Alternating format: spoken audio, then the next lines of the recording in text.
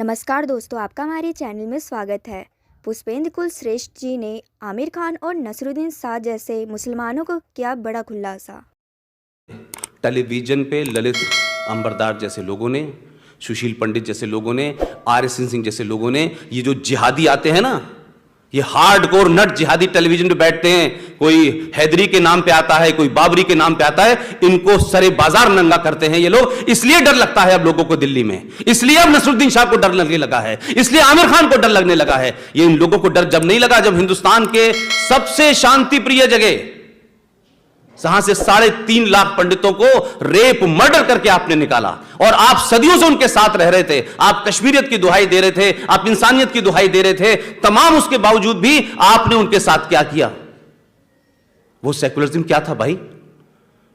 इसलिए मैं कह रहा हूं कि जो लोग यकायक अखलाक की खबर से डरने लगते हैं, यकायक उनको लगने लगता है कि इस देश में कुछ राष्ट्रवादी ताकतें बढ़ने लगी हैं, इससे डर लगने लगता है, लेकिन वही लोग आसाम में एक घुसपैठिया देश का गृह राज्य मंत्री बन जाता है, डर नहीं लगता। बिहार में एक माफिया डॉन शहाबुद्दीन एक 17 साल के जवान लड़के को एसिड के टैंक में डालता है और मार देता है, डर नहीं लगता इस देश को। जम्मू कश्मीर से 3.5 लाख लोगों को निकालने पर डर नहीं लगता है। दिल्ली में 1.5 लाख सरदारों का कत्ल होने पर किसी को डर नहीं लगता है। केरला के अंदर कोयम्बटूर बम धमाकों का मास्टरमाइंड मदनी, उसके लिए मुस्लिम लीग, कांग्रेस और लेफ्ट मिलकर ज्वाइंट सेशन बुलाते हैं असेंबली का कि इसको माफ कर दिया जाए, तब डर नहीं लगता है। डर मुझे लगता है शायद इसलिए लोगों को लग रहा है कि पिछले 10 साल में नैरेटिव बदला है और इस देश में राष्ट्रवादी शक्तियां मजबूत हो रही हैं।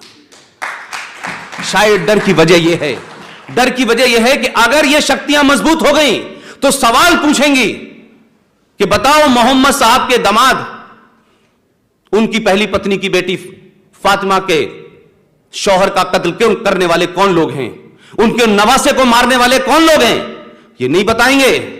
ये सवाल आप पूछेंगे तो लोग कहेंगे आप एंटी इस्लामिक हैं, एंटी मुस्लिम हैं। आप बताएं ना, कश्मीर में आपने पाकिस्तान में क्या किया? पाकिस्तान में शियाओं का कत्ल वाजिबुल कत्ल है, शिया मुसलमान नहीं है, यह खानदान मोहम्मद साहब के घर से नहीं है। क्योंकि अब लोग ये बताने लगे हैं कि जब मोहम्मद साहब को जिस राजा ने बताया, उस राजा का नाम था राजा ताहिर, अब ये बातें आने लगी जो छुपी हुई थी, तो लोगों को लगने लगा कि हमने भी जो किया है वो भी लोगों को पता चलेगा। अब जंग बद्र में क्या किया था आपने, क्या किस तरीके से मारा, पहला खलीफा कैसे मरा, दूसरा कैसे मरा, तीसरा कैसे मरा। वो धर्म कहता है कि we are religion of piece.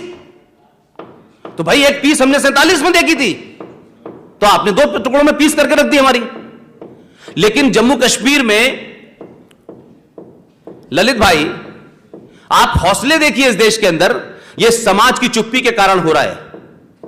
आप बोल नहीं रहे हैं, जो लोग बोल रहे हैं उसको कॉर्नर करने की लोग कोशिश कर रहे हैं कि एक शहर मुफ्ती, कश्मीर का शहर मुफ्ती टेलीविजन पे आके बोलता है, कहीं छुपता नहीं है, कोई शर्म नहीं होती, कोई हेजिटेशन नहीं होता। यहां लोगों को अपना सेकुलरिज्म साबित करने के लिए एक कंप्यूटर और कुरान और जाने क्या क्या बताते रहते हैं सुबह से लेकर शाम तक। उसने कहा टेलीविजन पे बैठ के और नेशनल चैनल पे उसने कहा कि जम्मू कश्मीर में हमें शरिया चाहिए। उसने कहा कि मात्र 7 करोड़ मुसलमान थे हिंदुस्तान में, तब हमने पाकिस्तान ले लिया था, अब हम 20 करोड़ हैं, हमें दोबारा अपना एक मुल्क चाहिए। लेकिन इस देश में प्रतिक्रिया नहीं होती भाई। हम समझते हैं कि कश्मीरी पंडितों का एजेंडा है कि इनको वापस भेजना है और ये वहां जाके मकान में रह लेंगे। कश्मीर का एजेंडा देश का एजेंडा होना चाहिए था, इस देश ने उसको वंचित कर दिया। ये देश जिम्मेदार है, हिंदुस्तान जिम्मेदार है कश्मीर के लिए।